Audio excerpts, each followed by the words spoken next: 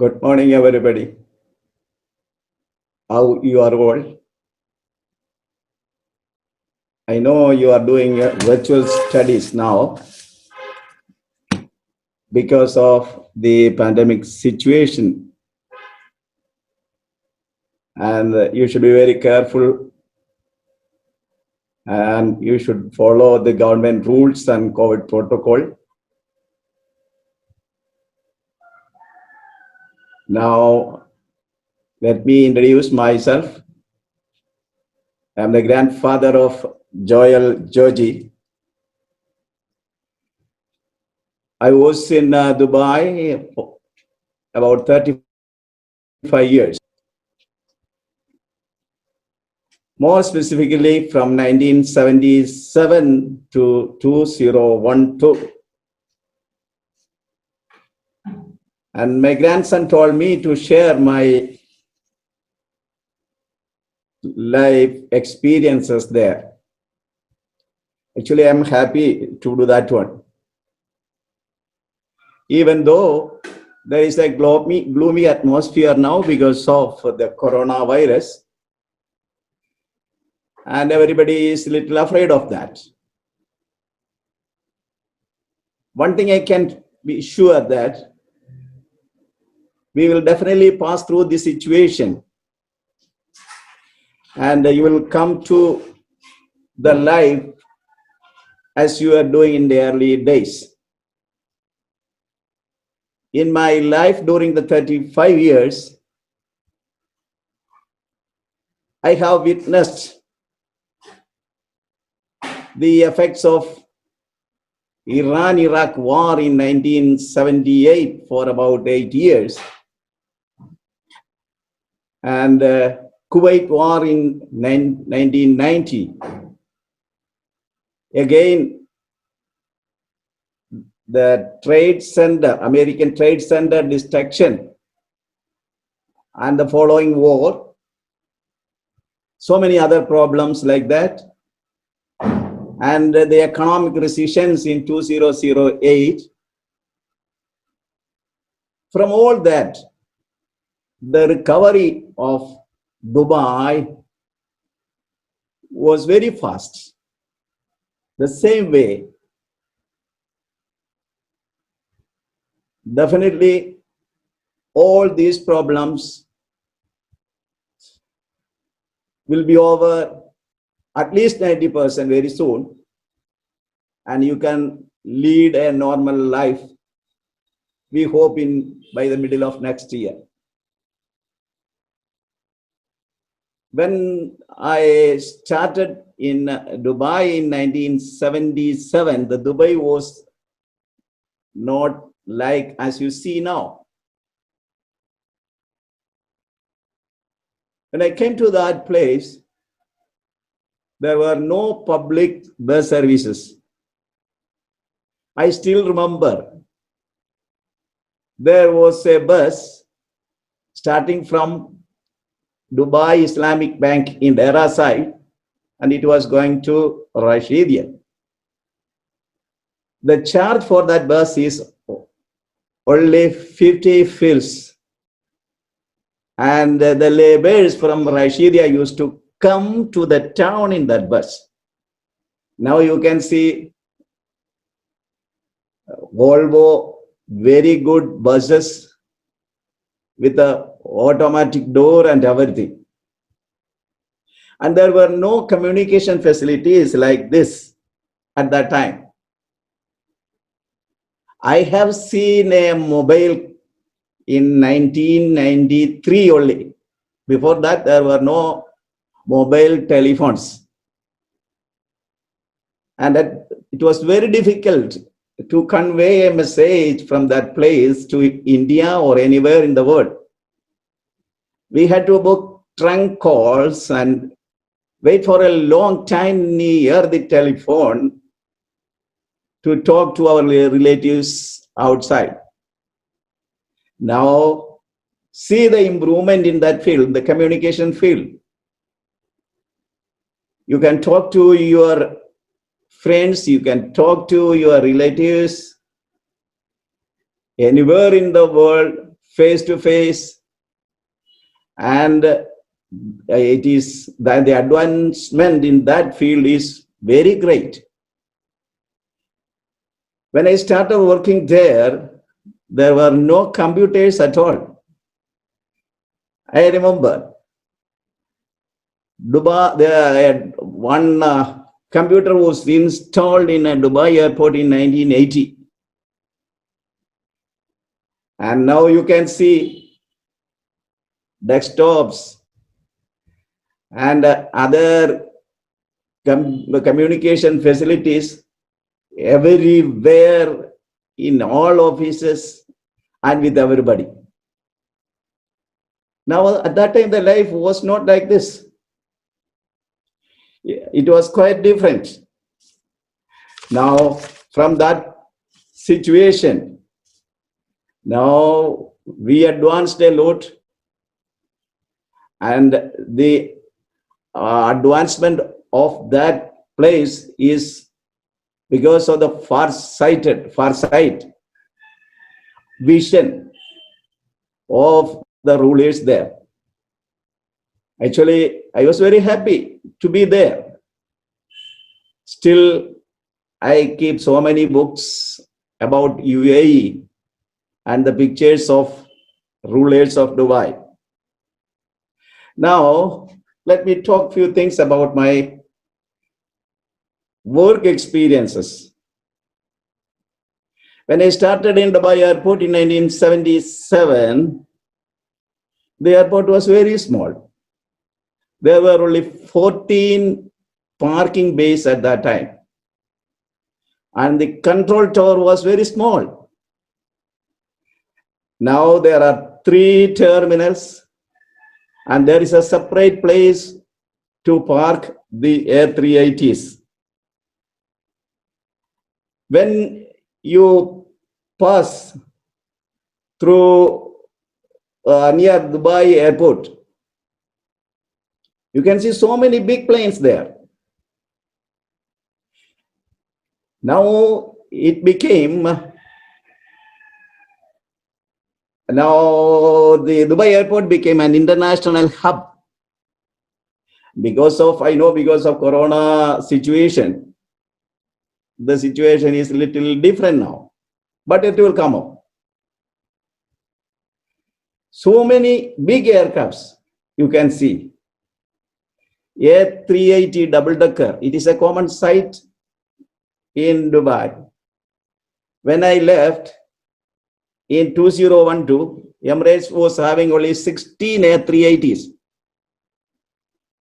Now before March 2020, till that time, more than 100 Air 380s were there. And you can see Boeing 747 big aircraft. It is also having 2 ducts, but only in the forward side. And when you are getting time, it is very interesting to go to the internet and just to see the evolution of airplanes. You can see from very small aircraft and the evolution from the small aircraft to the big one. I still remember so many times a supersonic aircraft landed in Dubai airport. It was called Concorde. Why the manufacturer named it as supersonic? Because it was having the speed more than the sound. Many of you definitely know who invented airplane.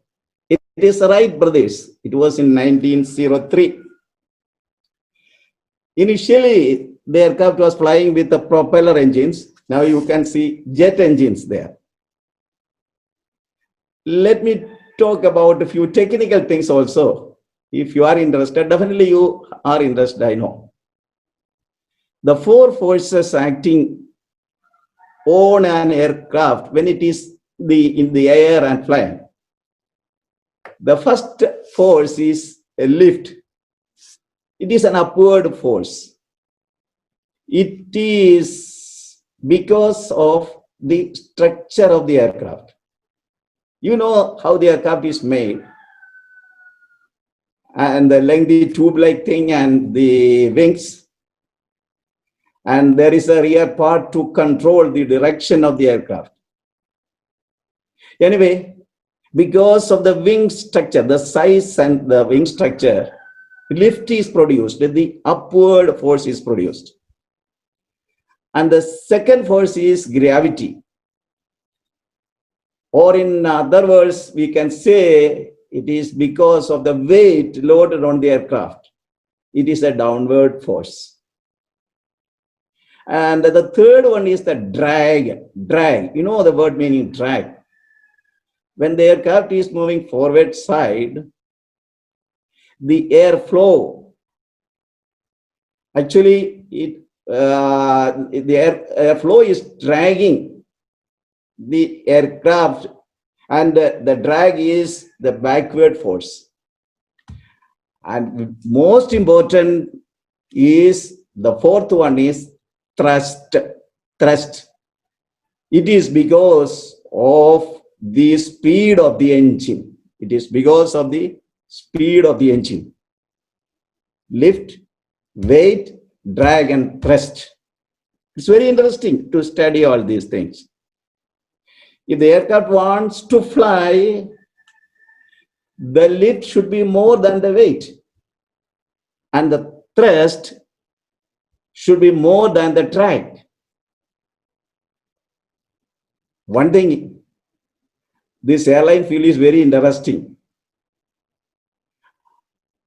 Many of you, or those who are interested, if you study very well, you can go to the airlines field and you can work in ground operations, or you can work in the passenger service side, or even you can be aircraft pilots or ground engineers or aircraft engineers. It's very interesting. Now, let me say a few things about the aircraft structure itself. When you see the aircraft structure, it seems to be a longitudinal structure. It is not like that. It is not one longitudinal structure. It is made of so many parts. These parts are riveted together to form this big structure. And each and every part is having a weight limitations. We cannot load anything as we want. There are certain weight limits specified for each portion, and it is given by the manufacturer. It depends on the strength of the materials used, and there are so many maximum weights allowed for the aircraft. There is a maximum limit when the aircraft is ready to depart. There is a maximum weight allowed when the aircraft is in the air. There is a maximum weight when the aircraft lands. And these are all specified by the manufacturer. One thing very important, the captain, he is calculating the speed of the aircraft to take off with the weight given by the weight and balance controller. Actually, I was working in that section. And another thing is that the aircraft flies with the principle of balance. It may be a little difficult to understand all these things at this time. And the aircraft balance should be in a specified limit given by the manufacturer. And it is very important also. If the balance is wrong, the aircraft tail portion can touch to the ground when it starts to take off. And even in the air, the captain may experience problems. So this weight and balance control is very important. Actually, I was working in that section. Once again, I can tell you, even though I told you certain technical terms to you, you don't worry. If you are interested after your studies, or even after +2, 12th standard, you can concentrate on aeronautical engineering. And some of you can try for the pilot's position.